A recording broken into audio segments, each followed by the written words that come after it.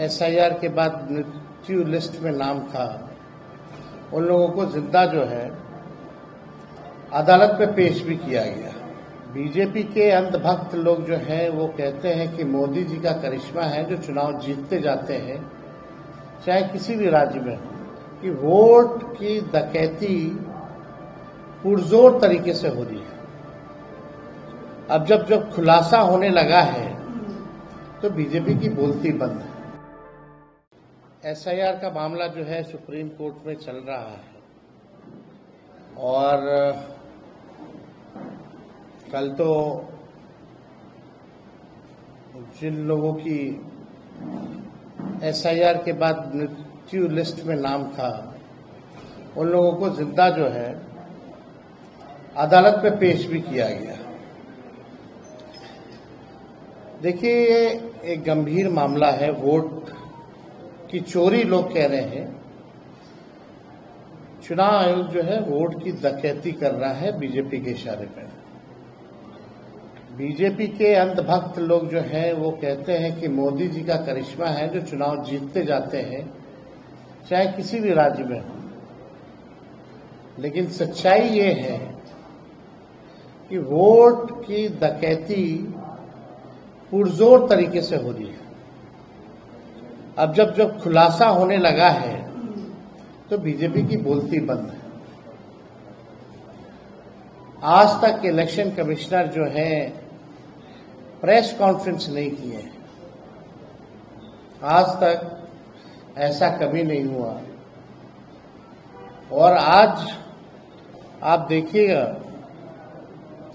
कि कुछ और एसआईआर में जो प्रक्रिया में जो खामियां रही हैं उसको भी हम लोग जो है उजागर करेंगे। लेकिन पहले बीजेपी का एक फॉर्मूला होता था चुनाव हराने का, सीबीआई, ईडी, इनकम टैक्स को लगाया जाता था। जब ये सब बेकार हो गई एजेंसियां तो इलेक्शन कमीशन को जो है आगे जो है किया जा रहा है। वोट की चोरी, वोट की डकैती इलेक्शन कमीशन ने 2020 में भी किया था।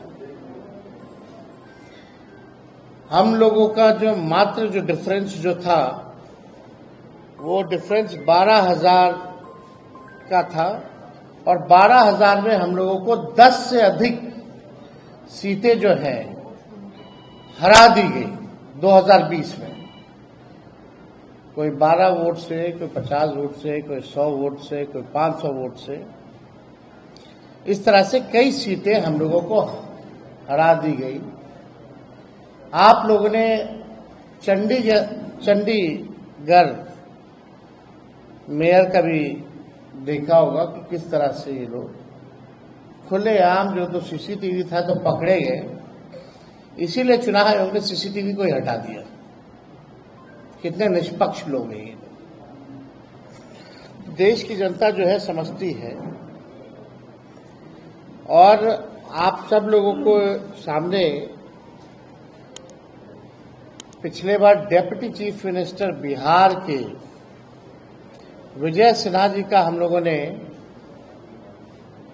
आप कह लीजिए कि चीजें जो है सामने लाई थी, खुलासा कह लीजिए या वो अपराध कह लीजिए, हमने पहले भी कहा था।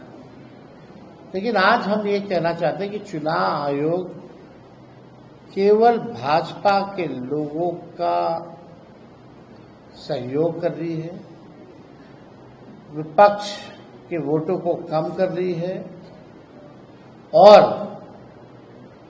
भाजपा के जो लोग हैं उन लोगों का एक नहीं बल्कि दो ईपीआईसी नंबर, एपिक नंबर बनाया जा रहा है। अलग अलग बूथों पे भी बनाया जा रहा है, एक ही विधानसभा में। अब आपके सामने एक और खुलासा हम लोग जो है करने जा रहे हैं। ये है मुजफ्फरपुर की जो मेयर है, भाजपा की बड़ी नेत्री हैं, जो शायद अभी प्रत्याशी भी होने जा रही हैं।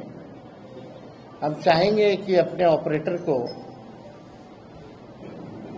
कि स्क्रीन पे जो है सामने जो है लाया जाए। इनका नाम है निर्मला देवी। मुजफ्फरपुर की मेयर है निर्मला देवी। निर्मला देवी, इनके एक एपिक आईडी नहीं बल्कि दो एपिक आईडी है एक ही विधानसभा के, और उम्र में भी अलग अलग है।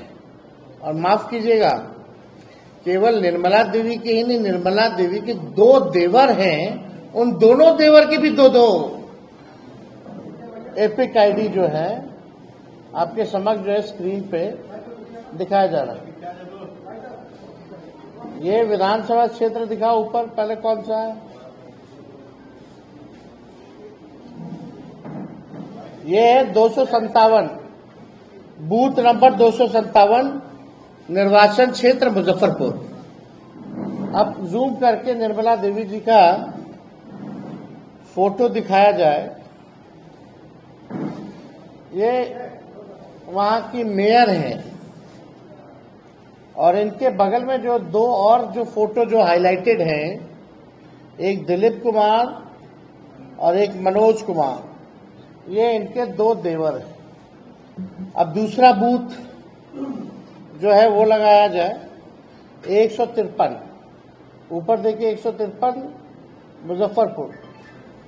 ये लेटेस्ट फोटो है इन लोगों का 153 वाले में। निर्मला देवी, इसमें 48 साल उम्र है, और 257 वाले बूथ नंबर पर इनका 45 साल उम्र है। तो आप दोनों देवर को आप देख सकते हैं। दूसरा देवर को दिखाओ।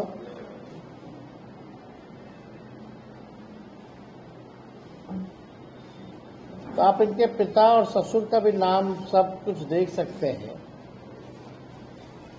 अब इसमें क्या कहा जाए, ये बहुत ही गंभीर तौर पे जो है ये प्रक्रिया जो है की जा रही है चुनाव आयोग की तरफ से। इतने गंभीर है कि ओरिजिनल मतदाताओं को मार देते हैं, शिफ्टेड बता देते हैं, अनट्रेसेबल बता देते हैं, और जो भाजपा के लोग हैं, संभावित प्रत्याशी या वर्कर या बड़े बड़े लोग, डेप्यूटी चीफ मिनिस्टर जैसे, उन लोगों का एक नहीं 2 ईपीआईसी नंबर बन जाता है।